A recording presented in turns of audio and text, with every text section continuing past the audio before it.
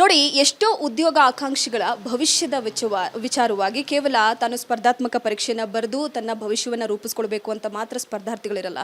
ಅವರ ಭವಿಷ್ಯ ರೂಪಿಸುವ ವಿಚಾರವಾಗಿ ಕೂಡ ಅವರಿಗೆ ಸಾಕಷ್ಟು ರೀತಿಯಲ್ಲಿ ಟೀಚ್ ಮಾಡುವಂಥ, ಅವರ ಜೊತೆಯಾಗಿ ನಿಲ್ಲುವಂಥ ಗುರುಗಳು ಕೂಡ ಬಹಳ ಮುಖ್ಯವಾಗಿರ್ತಾರೆ.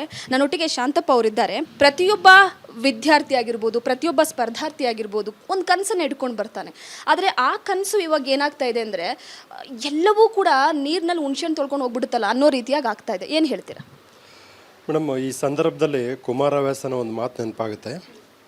ಅರಸು ರಾಕ್ಷಸ, ಮಂತ್ರಿ ಹುಲಿ, ಬಡವರ ಭಿನ್ನವ ಕೇಳುವರು ಯಾರು ಅಂತ ಇರುತ್ತೆ. ಓಕೆ, ಸೊ ಇಲ್ಲೆಲ್ಲ ಏನಾಗ್ಬಿಟ್ಟಿದೆ, ಆ ಒಂದು ಮನಸ್ಥಿತಿಯ ರಾಜಕಾರಣಿಗಳು ನಮ್ಮ ವ್ಯವಸ್ಥೆಯಲ್ಲಿ ಇರುವುದರಿಂದ ನಮ್ಮ ಸ್ಪರ್ಧಾತ್ಮಕ ಪರೀಕ್ಷೆಯ ವಿದ್ಯಾರ್ಥಿಗಳ ಸಂಕಷ್ಟವನ್ನು ಕೇಳೋರಿರಲ್ಲ. ಭಾಳಷ್ಟು ಜನ ಬಡವ್ರ ಮಕ್ಕಳು ಬೆಳಿಬೇಕಂತಾರೆ, ಅದು ಒಳ್ಳೆಯ ವಿಚಾರ. ಈ ಸ್ಪರ್ಧಾತ್ಮಕ ಪರೀಕ್ಷೆಲಿರ್ತಕ್ಕಂಥದ್ದೆಲ್ಲ ಮಿಡಲ್ ಕ್ಲಾಸ್. ಬಡವರಿಗೆ ಸರ್ಕಾರ ಇದೆ, ಶ್ರೀಮಂತರಿಗೆ ಸರ್ಕಾರ ಬೇಕಿಲ್ಲ. ಈ ಮಧ್ಯಮ ವರ್ಗದವ್ರನ್ನ ಕೇಳೋರಿರಲ್ಲ. ಲೋಯರ್ ಮಿಡಲ್ ಕ್ಲಾಸ್ ಅವ್ರಿಗೆ ಮ್ಯಾಕ್ಸಿಮಮ್ ಕಾಂಪಿಟೇಟಿವ್ ಎಕ್ಸಾಮ್ಸಿಗೆ ಪ್ರಿಪೇರ್ ಆಗೋದು. ಸೊ ಅವರ ಕನ್ಸರ್ನು ಸರ್ಕಾರಕ್ಕೆ ರೀಚ್ ಆಗ್ತಾ ಇಲ್ಲ. ನೀವು ನೋಡಿ, ಒಂದು ಅಬ್ಸರ್ವ್ ಮಾಡಿ, IPL ಟಿಕೆಟ್ ಬೇಕು ಅಂತ ಒಂದು ವಾರದಲ್ಲೇ ಅವ್ರಿಗೆ IPL ಟಿಕೆಟ್ ಬಂತು. IPL ಟಿಕೆಟ್ ಇಲ್ದೇ ಅವ್ರು ಬದುಕ್ಬೋದು. ಬಟ್ ಸರ್ಕಾರಿ ಉದ್ಯೋಗಿ ಆಕಾಂಕ್ಷಿಗಳು ಉದ್ಯೋಗ ಇಲ್ಲದೆ ಬದುಕೋಕ್ಕಾಗಲ್ಲ. ಸರ್ಕಾರಿ ಉದ್ಯೋಗ ಅಂತಂದರೆ ಅದು ಅವರ ಬರೀ ಆ ವ್ಯಕ್ತಿಯ ಮಾತಲ್ಲ, ಅದು ಒಂದು ಕುಟುಂಬದ ಕನಸು, ತುಡಿತ, ತವಕ, ಆತಂಕಗಳು ಅವೆಲ್ಲವೂ ಕೂಡ್ಕೊಂಡಿರ್ತವೆ. Most important, if you see Siddaramaiah first ಟರ್ಮಲ್ಲಿ ಈ ವಾಸ್ ಸೋ ಸ್ಟ್ರಾಂಗ್. ಎಷ್ಟು ಫ್ರೀಯಾಗಿ ನಮಗೆ ನೋಟಿಫಿಕೇಷನ್ ಆಗ್ತಿತ್ತು ಅಂತಂದರೆ ತುಂಬ ಚೆನ್ನಾಗಿ ಆಗ್ತಾಯಿತ್ತು. We are very proud of about him. But second ಟರ್ಮಲ್ಲಿ ಇದೆಯಲ್ಲ, ಎಷ್ಟು ಅಸಹಾಯಕರಿದ್ದಾರೆ ಸಿದ್ದರಾಮಯ್ಯವರು ಅಂತಂದರೆ, ಅವ್ರಿಗೆ ತಮ್ಮ ಚೇರ್ ಬಗ್ಗೆನೇ ಕಾನ್ಫಿಡೆಂಟ್ ಇಲ್ಲ ಅಂದಮೇಲೆ ಬೇರೆಯವ್ರ ಚೇರ್ನ ಹೆಂಗೆ ಕಾನ್ಫಿಡೆಂಟ್ ಮಾಡೋಕ್ಕೆ ಸಾಧ್ಯ? ಸೊ ಸರ್ಕಾರ ಇದ್ರ ಬಗ್ಗೆ ಗಮನ ಹರಿಸ್ಬೇಕು. ಮತ್ತು ಸರ್ಕಾರ ಈಗ ನಮಗೆ ಪರಮೇಶ್ವರ್ ಅವ್ರನ್ನ ಗೊತ್ತಿಲ್ಲ ಸಚಿವರು ಅಂತೇಳಿ ಹೆಂಗೆ ಮಾಡ್ತಾರೆ. ಅವ್ರಿಗೆ ಇನ್ನೊಂದು ಏನಪ್ಪ ಅಂದರೆ, ಸುಳ್ಳು ಸಚಿವರು ಅಂತ ಹೇಳ್ಬೋದು. ಅವ್ರು ಒಂದೇ ಮಾತು ಏನಪ್ಪ ಅಂದರೆ, 8,000 ಪೊಲೀಸ್ ನೇಮಕ, 6,000 ಪೊಲೀಸ್ ನೇಮಕ, ಸ್ಟೇಟ್ಮೆಂಟ್ ಕೊಡೋದು, ಹೋಗೋದಷ್ಟೇ. ಓಕೆ, ನೆಕ್ಸ್ಟ್ ಕ್ಯಾಬಿನೆಟ್ ಮೀಟಿಂಗ್ ಆಗುತ್ತೆ. ಒಂದು ಕ್ಯಾಬಿನೆಟ್ ಮೀಟಿಂಗ್ 50,000ಕ್ಕಿಂತ ಹೆಚ್ಚು ಉದ್ಯೋಗಗಳನ್ನು ಕರಿತಾಯಿದ್ದೀವಿ.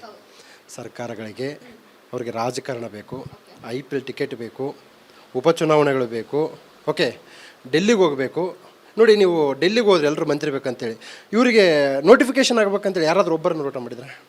ಸೊ ಎಲ್ಲಿವರೆಗೂ ನಮ್ಮ ಜನಗಳು ಎಚ್ಚೆತ್ತುಕೊಳ್ಳಲ್ವೋ ಅಲ್ಲಿವರೆಗೂ ಈ ಮಾದರಿಯ ಶೋಷಣೆ ಆಗ್ತಾ ಇರುತ್ತೆ. ಸೊ ಈ ಒಂದು ಜನ್ರೇಷನ್, ನೇಪಾಳದಲ್ಲಾದಂತಹ ಕ್ರಾಂತಿ ಭಾರತದಲ್ಲಿ ಆಗಲು ತುಂಬ ದಿನಗಳು ಕಾಯಬೇಕಿಲ್ಲ. ಏನಕ್ಕೆ ಅಂದರೆ ಎಲ್ಲ ನೆಪೋ ಕಿಡ್ಸ್.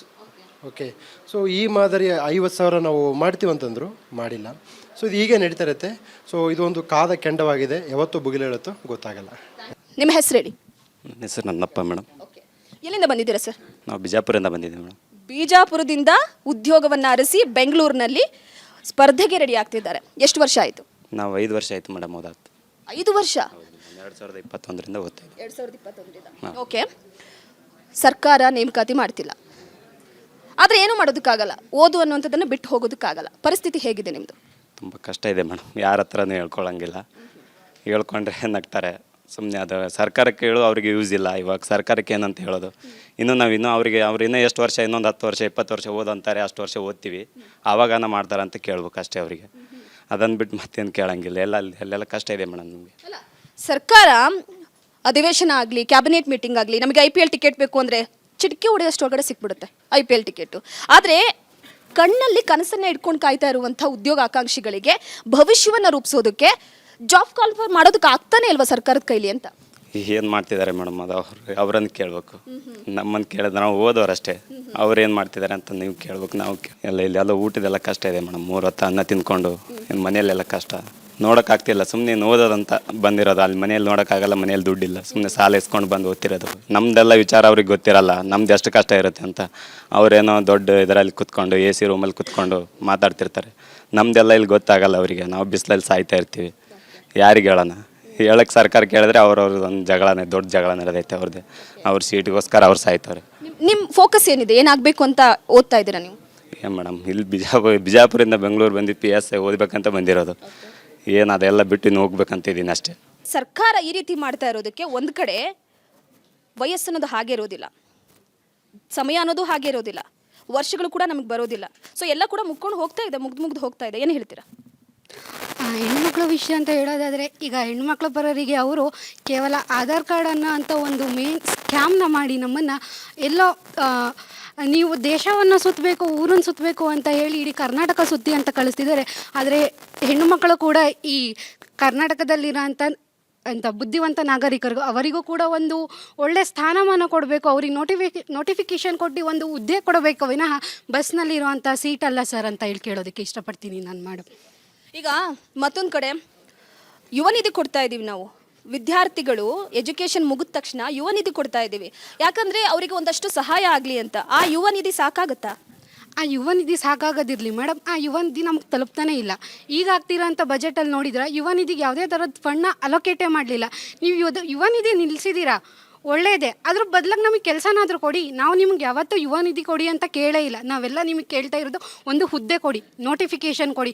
ಇಷ್ಟೆಲ್ಲ ಕಷ್ಟಪಟ್ಟು ನಾವು ಓದುತ್ತಿರೋದೇನಕ್ಕೆ? ನೀವು ಕೊಡ್ತಾ ಇರೋಂಥ 3,000 ಇಸ್ಕೊಳ್ಳೋದಕ್ಕಂತ ಖಂಡಿತವಾಗ್ಲೂ ಅಲ್ಲ ಸರ್. ನಾವು ಕೇಳೋದೇನಂತ ಹೇಳಿದರೆ ನೋಟಿಫಿಕೇಷನ್.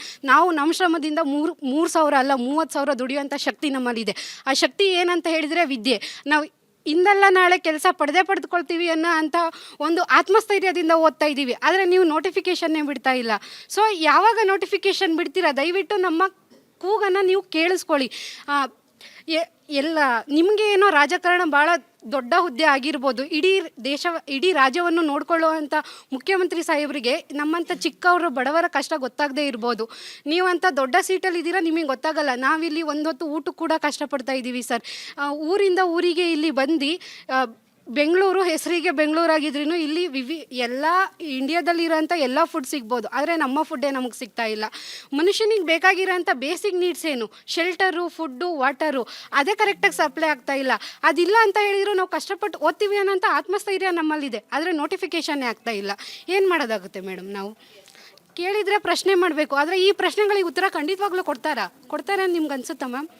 ನಿಜವಾಗ್ಲೂ ಏನು ಹೇಳ್ತೀರಿ ಅಂತ ಹೇಳಿದರೆ ಕಿತ್ತೂರಾಣಿ ಚೆನ್ನಮ್ಮ ರಾಣಿ ಹಬ್ಬಕ್ಕ ಅವರೆಲ್ಲ ಏನಕ್ಕಾದ್ರು ಅಂತ ಹೇಳಿದರೆ ಅವ್ರ ಹತ್ರ ನಮ್ಮ ಥರ ಸರ್ಕಾರ ಇರಲಿಲ್ಲ. ಅವ್ರಿಗೆ ತನ್ನದೇ ಆದಂಥ ಒಂದು ಶಕ್ತಿ ಇತ್ತು. ಆ ಶಕ್ತಿಯನ್ನು ತೋರಿಸ್ಕೊಳ್ಳೋದಕ್ಕೆ ಅಂತ ಬೇಕಾದಿದ್ದಂಥ ಪ್ಲ್ಯಾಟ್ಫಾರ್ಮ್ ಕೂಡ ಸಿಕ್ತು. ಆದರೆ ನಮ್ಮಲ್ಲಿರೋ ಶಕ್ತಿ ಏನಂತ ಹೇಳಿದರೆ ನಮ್ಮ ವಿದ್ಯೆ. ಅದಕ್ಕೆ ಸಿಗಬೇಕಾಗಿರೋ ಪ್ಲ್ಯಾಟ್ಫಾರ್ಮ್ ಅಂತ ಹೇಳಿದರೆ ಉದ್ಯೋಗ. ಸೊ ಇದನ್ನು ಕೊಡಬೇಕು ಅಂತ ಹೇಳಿದರೆ ನಮ್ಮ ಗೌರ್ಮೆಂಟ್ ಅವರು ನಮ್ಮ ಅಳಲನ್ನು ಕೇಳಿ ನಮಗೆ ಏನು ಬೇಸಿಕ್ ನೀಡ್ಸ್ ಇದೆ ಅಂತ ಹೇಳಿ ನೀವು ತೀರಿಸಿಲ್ಲ ಅಂದರೂ ಪರವಾಗಿಲ್ಲ ಸರ್, ನಮಗೊಂದು ಕೆಲಸ ಕೊಡಿ, ನಮ್ಮ ನೀಡ್ಸ್ ನಾವೇ ಮಾಡ್ಕೊತೀವಿ. ಎಸ್ ಹೇಳಿ, ನಿಮ್ಮ ಸ್ಟಡೀಸ್ ಹೇಗಿದೆ? ಚೆನ್ನಾಗಿದೆ ಮೇಡಮ್, ಚೆನ್ನಾಗಿ ಮಾಡ್ತಾ ಇದ್ದೀವಿ. ಬಟ್ ಈ ಕಾಲ್ಫಾರ್ಮ್ ಆಗ್ತಾಯಿಲ್ಲ, ಅದೇ ಒಂದು ತುಂಬ ಬೇಜಾರಾಗ್ತಾಯಿದೆ. ಈಗ ಸರ್ಕಾರದ ಕಡೆಯಿಂದ ಒಂದಷ್ಟು ಭರವಸೆಗಳನ್ನ ಕೊಡ್ತಿದ್ದಾರೆ. ಎಲ್ಲೋ ಒಂದು ಕಡೆ ಇಲ್ಲ ಯುವಕರಿಗೆ ಸಹಾಯ ಮಾಡ್ತೀವಿ ಅದು ಇದು ಅಂತ ಹೇಳಿ ರೀಸನ್ಸ್ ಕೊಡ್ತಿದ್ದಾರೆ. ಆ ಥರ ಸಹಾಯ ಬೇಕಾ ನಿಮಗೆ? ಅದೇನು ಬೇಕಿಲ್ಲ ಮೇಡಮ್, ಯುದ್ಧ ಕೊಟ್ಟರೆ ಸಾಕು ಮೇಡಮ್. ಯಾವ ಥರ ತೊಗೊಂಡೋದು ಏನು ಮಾಡೋಕ್ಕಾಗಲ್ಲ ಮೇಡಮ್. ಯುದ್ಧ ಕೊಟ್ಟರೆ ಮಾತ್ರ ನಮಗೆ ಏನೋ ಒಂದು ಮಾಡೋಕ್ಕಾಗುತ್ತದೆ. ಈಗ ತುಂಬ ಜನ ತಂದೆ ತಾಯಿಗಳು ಒಂದಷ್ಟು ಕನಸುಗಳನ್ನ ಇಟ್ಕೊಂಡಿರ್ತಾರೆ, ನನ್ನ ಮಗ ಏನೋ ಒಂದು ಓದಿ ಒಂದಷ್ಟು ಜಾಬ್ ತೊಗೊಳೋದಕ್ಕೆ ಇದು ಮಾಡ್ತಾನೆ ಅಂತ. ಆದರೆ ಸರ್ಕಾರ ಕೆಲವೊಂದಿಷ್ಟು ವಿಚಾರದಲ್ಲಿ ಸಭೆ ನಡೆಸಿದಂಥ ಟೈಮಲ್ಲಿ ಆಗುವಂಥ ಸನ್ನಿವೇಶ ಗಮನಿಸಿರ್ತೀರಾ. ನಿಮ್ಗೆ ಯಾವ್ದು ಅಟ್ರಾಕ್ಷನ್ ಆಗಿದೆ ಅಲ್ಲಿ ಯಾವುದಿಲ್ಲ ಮೇಡಮ್. ಈಗ ಅವ್ರ ಕ್ಯಾಬಿನೆಟ್ಗಳಲ್ಲಿ ಕೂತ್ಕೊಂಡು IPL ಟಿಕೆಟ್ ಬಗ್ಗೆ ತುಂಬ ಚೆನ್ನಾಗಿ ಮಾತಾಡ್ಕೊಂಡ್ಬಿಡ್ತಾರೆ. ವಿತಿನ್ ಸೆಕೆಂಡಲ್ಲಿ ಟಿಕೆಟನ್ನು ಬುಕ್ ಮಾಡ್ಕೊಂಡ್ಬಿಡ್ತಾರೆ. ಬಟ್ ನಾವು ಸುಮಾರು 4 ವರ್ಷದಿಂದ ಓದ್ತಾ ಇದ್ದೀವಿ. ನಮಗೆ ಉದ್ಯೋಗ ಬೇಕು ಅಂತ ನಾವು ಮಾಡ್ತಾಯಿದ್ವಿ. ಆದರೆ ನಮ್ಮ ಬಗ್ಗೆ ಯಾವುದೇ ಬಗ್ಗೆ ಕರಿಕರಾಗಲಿ ಮತ್ತು ಯಾವುದ್ರ ಬಗ್ಗೆ ತೊಗೋತಾ ಇಲ್ಲ. ಇದು ತುಂಬ ಬೇಜಾರಾಗ್ತದೆ ಮೇಡಮ್ ನಮಗೆ. ಈಗ ಆಲ್ಮೋಸ್ಟ್ ಏನು ಕೇಳ್ಕೊಳ್ತೀರಾ ನೀವು ಸರ್ಕಾರನ? ಸರ್ಕಾರಕ್ಕೆ ಏನಿಲ್ಲ ಮೇಡಮ್, ಒಳ್ಳೆಯ ಒಂದು ಉದ್ಯೋಗ ಕಾಲ್ಫಾರ್ ಮಾಡಿದರೆ ತುಂಬ ಒಳ್ಳೆಯದಾಗುತ್ತೆ ಅಷ್ಟೇ. ಎಸ್, ನೀವೇನು ಹೇಳ್ತೀರಾ? ಈಗಾಗಲೇ ಒಂದು ಕಡೆ ಸರ್ಕಾರ ಇಲ್ಲ ಈ ವರ್ಷ ನಾವು ಕೊಡ್ತೀವಿ, ಹುದ್ದೆನ ಕೊಡ್ತೀವಿ ಅಂತ ಆಲ್ಮೋಸ್ಟ್ ಆ ಭರವಸೆ ಕೊಡ್ತಾ ಬಂತು. 3 ತಿಂಗಳಾಯಿತು. ಏನು ಹೇಳ್ತೀರಾ? ಇವ್ರು ಹೇಳ್ತಾ ಬಂದು ನಾನು ಪ್ರಿಪ್ರೇಷನ್ ಸ್ಟಾರ್ಟ್ ಮಾಡಿ 4 to 5 years ಆಯಿತು. ಅಲ್ಲಿಂದ ನೋಡ್ಕೊತಾ ಬರ್ತಿದ್ದೀನಿ. ಬರೀ ಇದನ್ನೇ ಹೇಳ್ತಿದ್ದಾರೆ. ಒಂದು ಸಾರಿ ಹೇಳ್ತಾರೆ ಸ್ಕ್ಯಾಮ್ ಆಗಿರೋದಕ್ಕೆ ನಾವು ಸ್ಟ್ರೈಕ್ ಮಾಡಿರೋದಕ್ಕೆ ಎಕ್ಸಾಮ್ ನಡೆಸ್ತೀವಿ ಅಂತ ಹೇಳ್ತಾ ಮುಂದಕ್ಕೆ ಹಾಕೊತಾ ಬಂದರು. ಎಕ್ಸಾಮ್ ಆದಮೇಲೆ ಮತ್ತೆ ಕ್ವೆಶನ್ ಪೇಪರಲ್ಲಿ ಪ್ರಾಬ್ಲಮ್ ಮಾಡೋದು, ಅದ್ರ ನೆಕ್ಸ್ಟು ನೋಟಿಫಿಕೇಷನಲ್ಲಿ ಪ್ರಾಬ್ಲಮ್ ಮಾಡೋದು. ನೋಟಿಫಿಕೇಷನ್ ಸರಿಯಾಗಿ ಮಾಡಲ್ಲ.